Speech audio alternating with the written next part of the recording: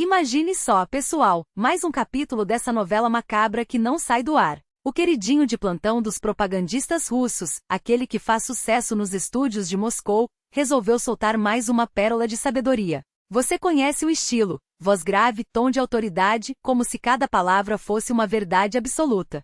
Pois é, ele não decepcionou. Dessa vez, o assunto é a destruição sistemática de cidades inteiras, como se fosse a coisa mais natural do mundo. Segundo esse especialista, não há outra saída senão arrasar tudo. Não importa se são milhões de pessoas, bairros históricos ou memórias de gerações. O que vale é a lógica da guerra, essa desculpa esfarrapada que justifica qualquer atrocidade. E não adianta espernear. Para ele, é assim que tem que ser. Kiev precisa desaparecer. Odessa? Melhor apagar do mapa. Afinal, quem se importa com os moradores, com a cultura, com a vida que existia ali antes?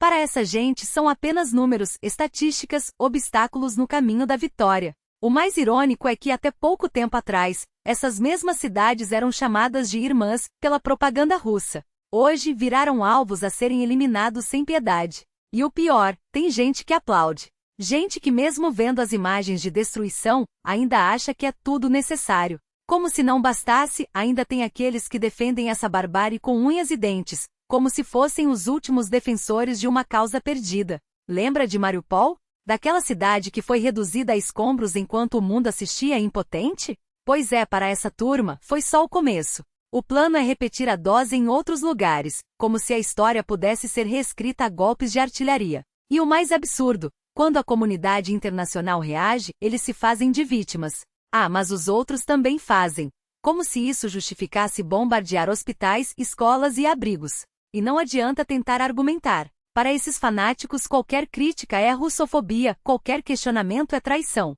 Eles não querem diálogo, não querem paz. Querem impor sua visão distorcida do mundo, mesmo que para isso seja preciso enterrar gerações inteiras sob os escombros. Mas o que mais choca é a frieza com que falam de vidas humanas. Crianças em abrigos, famílias destroçadas, corpos sendo retirados dos escombros, nada disso parece comover. Pelo contrário, transformam a dor alheia em espetáculo, como se fosse um reality show de horror. E o mais triste é que tem gente que acredita nessa narrativa, que acha que a violência é a única resposta. Enquanto isso, os cemitérios continuam crescendo. Não são covas comuns, são valas coletivas, números que não param de subir. E o mais perturbador, mesmo depois de anos de guerra, ainda aparecem novas sepulturas. Como se a morte nunca tivesse fim. E o pior é que ninguém parece se importar com o destino das famílias, com as mães que morreram tentando proteger seus filhos, com os pais que desapareceram nos campos de filtragem. No fim das contas, o que sobra é uma pergunta incômoda. Até quando vamos aceitar que a vida humana seja tratada como moeda de troca? Até quando vamos fingir que não vemos o sofrimento de milhões? Porque no fundo não se trata de política, de estratégia ou de ideologia. Trata-se de humanidade. E essa, infelizmente, parece ser a primeira vítima dessa guerra sem fim. O problema não é um mal-entendido passageiro.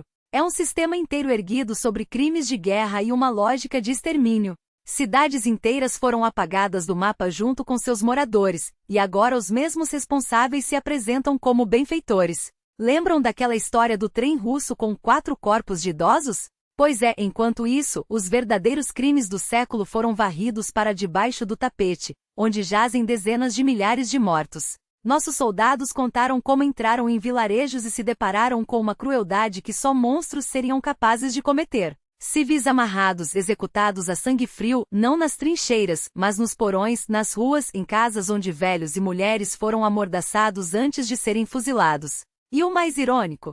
Com essa estratégia, até mesmo os mais fervorosos defensores do regime estão condenados. Não precisarão esperar muito pelo desfecho. Vocês acham que eles se agarram a essa insanidade bombardeando usinas, cortando luz, deixando milhões no escuro, por acaso? A verdade é que estão tentando apagar a Ucrânia do mapa energético, como se isso fosse trazer alguém à razão. Mas o que estão fazendo na prática é um apagão total. Não é algo que acontecerá no futuro. Está acontecendo agora, diante dos nossos olhos. E é a prova cabal de que essa guerra já foi perdida por todos os lados. Tanto que até analistas pró-Kremlin começam a admitir. A infraestrutura militar da OTAN não só não foi afastada, como se aproximou perigosamente das fronteiras russas. Lembram daquela frase mágica, tempo de voo?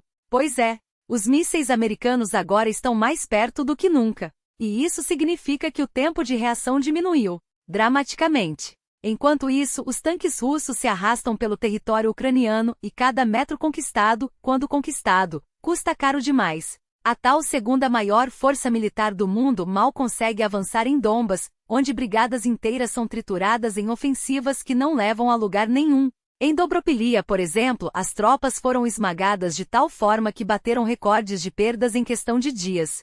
E os propagandistas ainda tentam vender a ideia de que 80% da artilharia inimiga foi destruída, enquanto os próprios soldados imploram por cobertura aérea, que nunca chega. O que nos leva a uma pergunta incômoda: se a qualidade do canhão de carne só piora a cada ofensiva, como é que o tempo estaria a favor da Rússia? A cada dia, a Ucrânia recebe mais armas, mais treinamento, mais inteligência. E a cada dia, a capacidade russa de sustentar essa guerra se esvai. Pior ainda, o inimigo não precisa nem estar fisicamente presente para controlar áreas inteiras. Com drones, artilharia de precisão e sistemas de vigilância, os ucranianos dominam zonas de até 50 quilômetros de profundidade no fronte. Como atacar nessas condições? Como reabastecer tropas, evacuar feridos, manter posições? É uma equação impossível. E as histórias que chegam dos campos de batalha não são exageros, são relatos de uma derrota anunciada. Uma derrota tão óbvia que até os mais cínicos já começam a reconhecê-la. Até mesmo em canais russos, analistas admitem que a Ucrânia não só não foi enfraquecida, como se tornou uma ameaça maior do que antes da guerra. E aqui está o detalhe mais cruel: para quem afinal Putin fez tudo isso? Para o Ocidente maligno? Ou para a própria Rússia, que agora enfrenta sanções, isolamento e uma economia em frangalhos?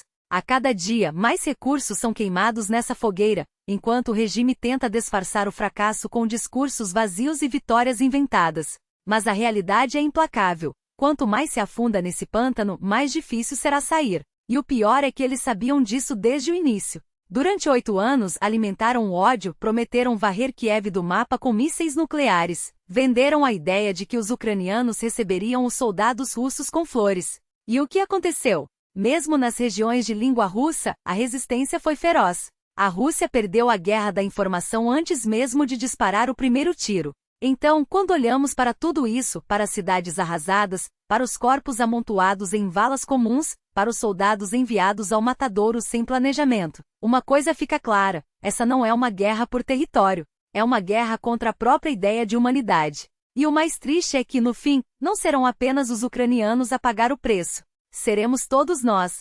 Porque quando se normaliza o horror, quando se aceita que vidas sejam tratadas como peças de um tabuleiro geopolítico, não há vencedor. Só sobram as cinzas.